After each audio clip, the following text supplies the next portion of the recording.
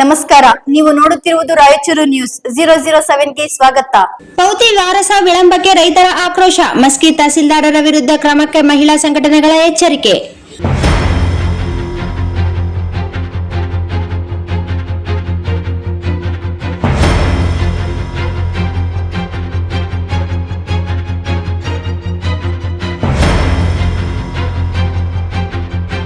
ಮಸ್ಕಿ ತಾಲೂಕಿನ ತೋರಣದಿನ್ನಿ cross camp ಗ್ರಾಮದ survey number 115 ಮತ್ತು 116ರ ಜಮೀನಿನ ಪೌತಿ ವಾರಸ ಖಾತೆ ಬದಲಾವಣೆ ವಿಚಾರ ತೀವ್ರ ವಿವಾದಕ್ಕೆ ಕಾರಣವಾಗಿದ್ದು, ಕಂದಾಯ ಇಲಾಖೆ ಅಧಿಕಾರಿಗಳ ನಿರ್ಲಕ್ಷ್ಯ ಹಾಗೂ ಪ್ರಭಾವಿ ವ್ಯಕ್ತಿಗಳ ಒತ್ತಡದಿಂದ ಬಡ ರೈತ ಕುಟುಂಬಕ್ಕೆ ಅನ್ಯಾಯವಾಗುತ್ತಿದೆ ಎಂಬ ಗಂಭೀರ ಆರೋಪ ಕೇಳಿಬಂದಿದೆ.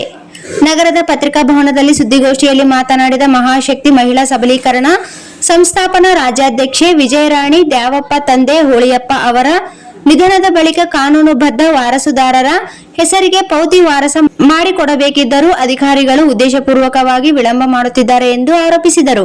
ಗ್ರಾಮದ ಕನಕಪ್ಪ ತಂದೆ ತೊಂಡಪ್ಪ ಎಂಬ ಪ್ರಭಾವಿ ವ್ಯಕ್ತಿಯ ಒತ್ತಡಕ್ಕೆ ಮಣಿದು ಮಸ್ಕಿ ತಹಸೀಲ್ದಾರರು, ಕಂದಾಯ ನಿರೀಕ್ಷಕರು ಹಾಗೂ ಗ್ರಾಮ ಆಡಳಿತಾಧಿಕಾರಿಗಳು ದ್ಯಾವಪ್ಪ ಕುಟುಂಬಕ್ಕೆ ಅನ್ಯಾಯ ಮಾಡುತ್ತಿದ್ದಾರೆ ಎಂದು ದೂರಿದರು. ಬಡ ರೈತ ಕುಟುಂಬದ ಹಕ್ಕನ್ನು ಕಸಿದುಕೊಳ್ಳುವ ಪ್ರಯತ್ನ ನಡೆಯುತ್ತಿದ್ದು, ಇದರಿಂದ ಕುಟುಂಬ ಸಂಕಷ್ಟಕ್ಕೆ ಸಿಲುಕಿದೆ ಎಂದು ಹೇಳಿದರು. ಸರ್ವೆ ನಂಬರ್ 115 ಮತ್ತು 116ರಲ್ಲಿ ಒಟ್ಟು 17.20 ಎಕರೆ ಜಮೀನು ಪಟ್ಟಾದಾರರಿಗೆ ಸೇರಿದ್ದು, ಉಳಿದ 22 ಎಕರೆ ಸರ್ಕಾರಿ ಜಮೀನನ್ನು ಅಕ್ರಮವಾಗಿ ಉಳುಮೆ ಮಾಡಲಾಗುತ್ತಿದೆ ಎಂದು ಆರೋಪಿಸಿದರು.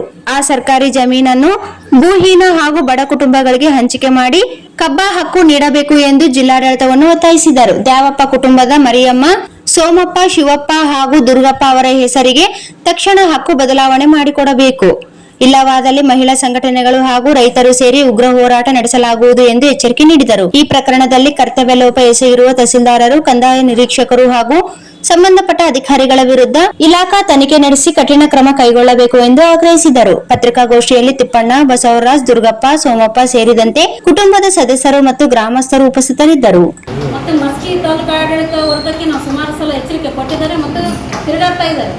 ಸುಮಾರು ವರ್ಷಗಳಿಂದ ಅಲೆದಾಟ ನಡೆದಿದೆ ಜನರಿಗೆ. ಇದು ಒಂದು ಕುಟುಂಬ ಇವತ್ತು ಉದಾಹರಣೆಯಾಗಿದೆ. ನಮ್ಮ ಜಿಲ್ಲೆಯಲ್ಲಿ ಇಂಥ ಒಂದು ಜಮೀನುಗಳಲ್ಲಿ ವಂಚಿತರಾದಂಥವ್ರು ಸುಮಾರು ಕುಟುಂಬಗಳಿವೆ. ಈಗಾಗಲೇ ನಾವು ಅದಕ್ಕೆ ಜಿಲ್ಲಾಡಳಿತಕ್ಕೆ ಮತ್ತು ತಾಲೂಕು ಆಡಳಿತಕ್ಕೆ ಎಚ್ಚರಿಕೆಯನ್ನು ಕೊಡ್ತಾ ಇದ್ದೀವಿ. ಇಂಥ ಒಂದು ಘಟನೆಗಳು ನಡೀಬಾರ್ದು. ಕೊಲೆ ಆಗ್ತಕ್ಕಂಥ ಪರಿಸ್ಥಿತಿಗಳು ನಾವು ಇಲ್ಲಿ ಎದುರು ನೋಡ್ತಾ ಇದ್ದೀವಿ. ಅವರು ಕನಕಪ್ಪ ತಂಡಪ್ಪನವ್ರು ಏನಿದಾರಲ್ಲ, ಮಾಜಿ ಜಡ್ಪಿ ಇದಾರ, ಸ್ವಲ್ಪ ಪ್ರಭಾವಿ ವ್ಯಕ್ತಿಗಳಿದ್ದಾರೆ. ಕನಕಪ್ಪ ಅವರು ಈಗಲ್ಲ, ಸುಮಾರು ವರ್ಷಗಳ ಕೆಳಗೆ ಅವರಿಗೆ ಒಂದು ಲೈಸೆನ್ಸ್ ಕೊಟ್ಟಿದ್ದಾರೆ.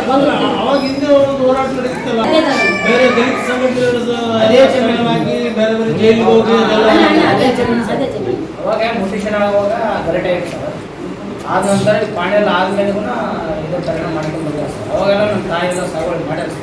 ನಮ್ಮ ತಾಯಿ ತಿರಿದ ನಂತರ ಇದೆಲ್ಲ ನಾವು ಫೋಟೋಸ್ ತಗೊಂಡು ನಾವು ಮಾಡ್ತೀವಿ